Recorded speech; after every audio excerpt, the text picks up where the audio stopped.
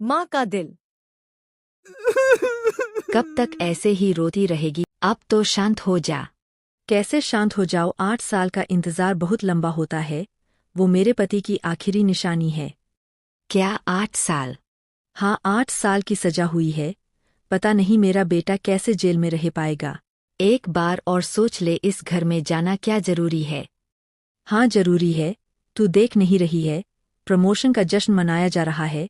मेरे बेटे को थोड़े से पैसे और प्रमोशन के लालच में इस पुलिस वाले ने झूठे केस में फंसा दिया। अब बदला ही मेरे जीवन का आधार है। बुढ़िया, तू यहाँ क्यों बैठी है? कहाँ जाऊं सरकार, मेरा कोई घरद्वार थोड़े ही है। हुकुम हो तो यहीं पड़ी रहूं। नौकरी करेगी? हाँ हुजूर। सुधा, ये माधवी है, अपने घर के बाहर बैठी थी और काम मांग रही थी। इसे अपने बाबा की देखभाल के लिए रख लेते हैं। बाबा अभी छोटा है, तुम्हारी भी मदद हो जाएगी। ठीक है, फिर इसे अपने बाबा से मिला देते हैं। माधवी, ये हमारा बाबा है, तुम्हें इसी की देखभाल करनी है। मालकिन आप चिंता मत करो, मैं बाबा की सेवा जी लगाकर करूंगी। नौकरी मिलते ही माधवी अपनी सहेली सुनीता के घर जाती है और कहती है, सुनीता, उस पुलिस वाले ने मुझे अपने घर पर काम के लिए रख लिया है और वो मुझे जानता भी नहीं है। मैं उसी मोहित की माँ हूँ जिसे उसने झूठे केस में जेल में डाल दिया है। अब मैं मौका देखकर उसके बेटे को ऐसी चोट दूंगी कि वो जिंदगी भर याद रखेगा। इस तरह से अपने बेटे का बदला लेने के लिए माधवी मिस्टर सुरेश के घर पर नौकरानी बनकर उसके बेटे का ध्यान रखने लगती है। अरे बाबा, संभाल के, तेज मत भागो, कहीं गिर मत जाना। मेरे बच्चे, अभी तक तो तू सही था। मालकिन, बाबा को बाहर खेलने की वजह से खांसी हो गई। आप उनके लिए कुछ खिलौने मंगा दीजिए जिससे वो बाहर खेलने कम जाएंगे। कहाँ से मंगवा दूं? कम से कम 500 से 600 रुपए में आएंगे। इतने रुपए कहाँ है? मालकिन, आप ऐसा कह रही है, घूस भी तो आती है। झूठ नहीं कहती, ऐसी कमाई में बरकत नहीं होती। एक आता है तो दो लेकर जाता है।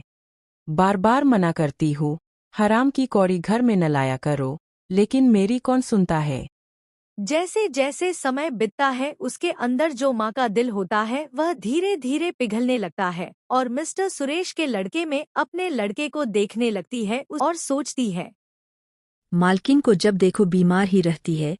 मालिक को एक बोतल शराब रोज चाहिए। बालक हो होकर मर जाते हैं। बाबा बड़ी मुश्किल से जिए हैं। इनसे तो मैं विधवा अभागिन ही अच्छी। समय के साथ माधवी के अंदर सुरेश के परिवार के लिए दया भाव आने लगता है। कुछ दिन बीतते हैं और ऐसे ही एक दिन सुधा अपने माली से कहती है, माधवी अभी घर पर नहीं है, बाबा को तुम पार्क में घुमा लाओ। पार्क में ठंडी हवा चलती है। ठंडी हवा में खेलने से बाबा बीमार पड़ जाता है। दोनों पति पत्नी बहुत घबरा जाते हैं और माधवी से बात करते हैं। माधवी, बाबा बहुत बीमार है, मुझे डर लग रहा है।